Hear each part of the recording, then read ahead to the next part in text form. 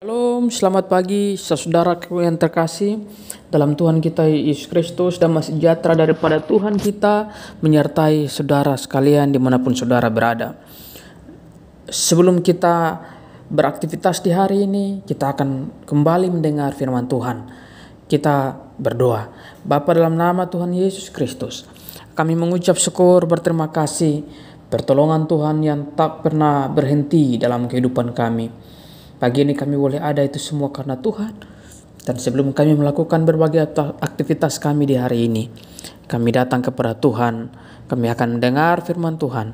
Tuhan yang menolong kami untuk terus memahami kebenaran firman-Mu. Dan hidup kami semakin hari semakin lebih baik. Dalam nama Yesus Tuhan, kami berdoa dan kami siap merenungkan firman-Mu. Amin. Saudara-saudara yang terkasih, judul renungan di pagi ini adalah tetap berharap kepada Tuhan. Kita akan membaca di dalam 2 Raja-Raja pasal yang ke-7 ayat yang pertama sampai yang ke-20, dan saya akan membacakan ayat yang ke-3 saja. 4 orang yang sakit kusta ada di depan pintu gerbang. Berkatalah yang seorang kepada yang lain, "Mengapakah kita duduk-duduk di sini sampai mati?" Saudara yang terkasih, 2 Raja-Raja pasal yang ke-7 ayat yang pertama sampai yang ke-20 itu mengisahkan tentang kota Samaria yang telah diasingkan dan dikepung oleh tentara-tentara Aram yang begitu banyak. Tentara Aram ini mengisolasi kota. Mereka memutuskan jalur distribusi makanan dan hubungan dengan dunia luar. Jadi kota Samaria ini terasing. Akibatnya daripada hal itu adalah kelaparan yang timbul di mana-mana. Dan kematian itu mengancam semua orang. Baik orang yang kaya, baik orang yang miskin, orang yang berpangkat maupun tidak.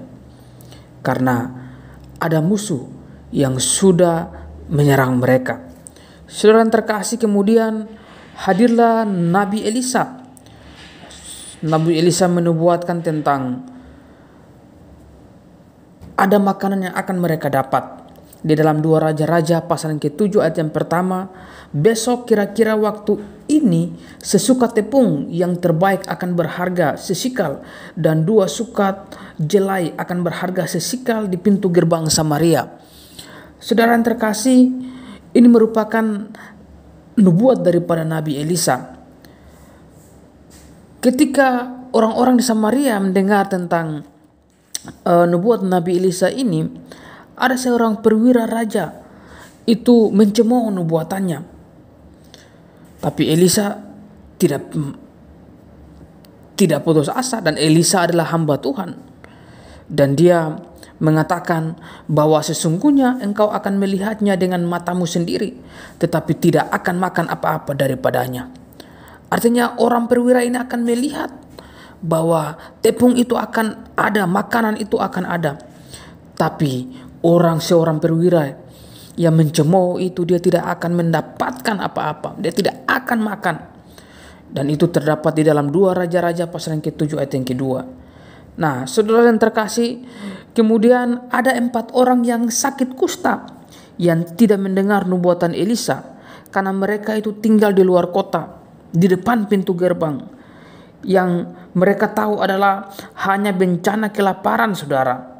Bencana kelaparan yang sudah dialami oleh orang-orang yang ada dalam kota Samaria. Mereka berkata satu dengan yang lain, "Mengapakah kita duduk-duduk di sini sampai mati? Jika kita berkata, baiklah kita masuk ke kota, padahal dalam kota ada kelaparan, kita akan mati di sana. Dan jika kita tinggal di sini, kita akan mati juga. Jadi sekarang marilah kita menyeberang ke perkemahan tentara Aram. Jika mereka membiarkan kita hidup, kita akan hidup. Dan jika mereka mematikan kita, kita akan mati." Dalam situasi yang tidak ada harapan lagi, mereka mengambil tindakan yang berani, saudara. Mereka masuk perkemahan tentara Aram. Dan sesuatu hal yang ajaib terjadi. Oleh karena Tuhan, dibuatnya tentara Aram itu lari tunggang langgang, saudara, meninggalkan kemahnya dari segala perbekalannya. Akhir cerita, keempat orang ini melaporkan kejadian ini kepada raja. Akhirnya orang Samaria pun beroleh jarahan yang banyak di tengah kelaparan. Sedangkan perwira raja yang meremehkan perkataan Elisa harus menanggung akibatnya. Dia mati terinjak-injak, saudara. Apa yang kita pelajari daripada kisah ini?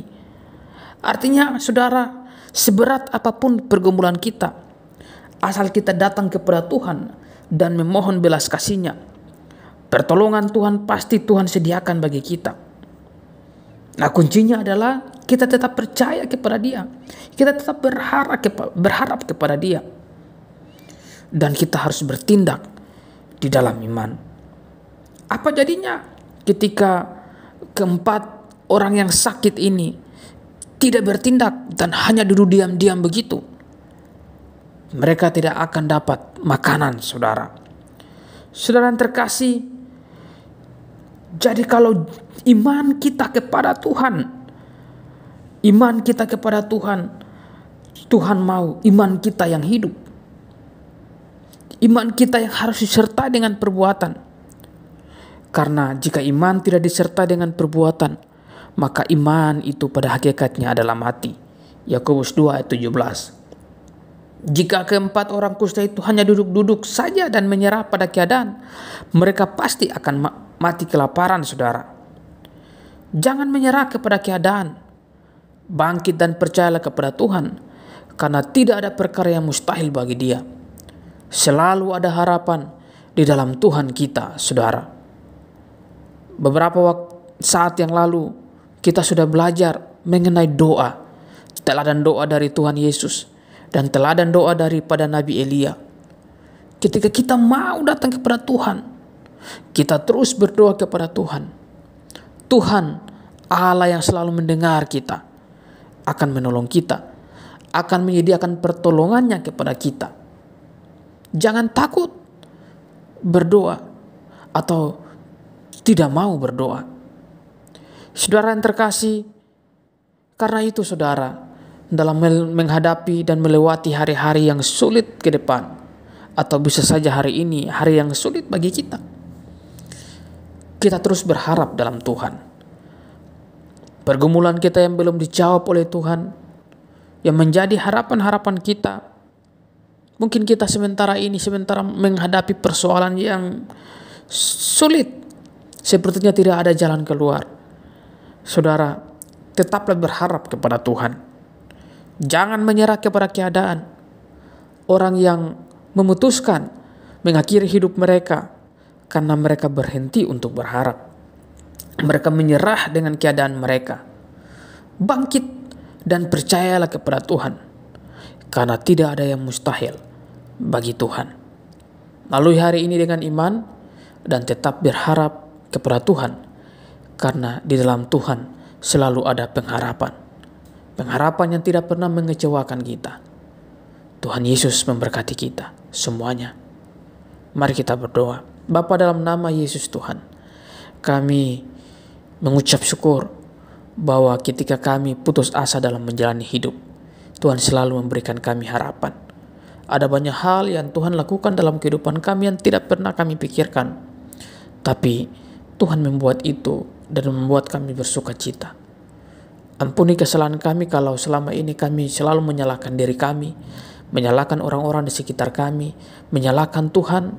Ampuni kami dan ajar kami supaya kami memiliki iman yang bertumbuh, iman yang bertindak, iman yang kuat, dan tetap kami berharap kepada Engkau, karena di dalam-Mu selalu ada pengharapan. Setiap orang yang mendengar firman Tuhan di pagi ini, Tuhan yang menyertai mereka semuanya. Usbu yang baru yang akan kami lalui ini, Tuhan sertai kami. Ketika Engkau menyertai kami, maka apapun yang kami perbuat, kami akan berhasil. Sertai kami dalam setiap pekerjaan pelayanan kami masing-masing, dan pakai kami untuk menjadi berkat dimanapun kami berada. Sadarkan kami bahwa ada tanggung jawab yang penting daripada itu adalah kami harus terus memberitakan Injil. Berikan keberanian bagi kami untuk terus memberitakan Injil. Dalam nama Tuhan Yesus Kristus kami berdoa. Haleluya. Amin.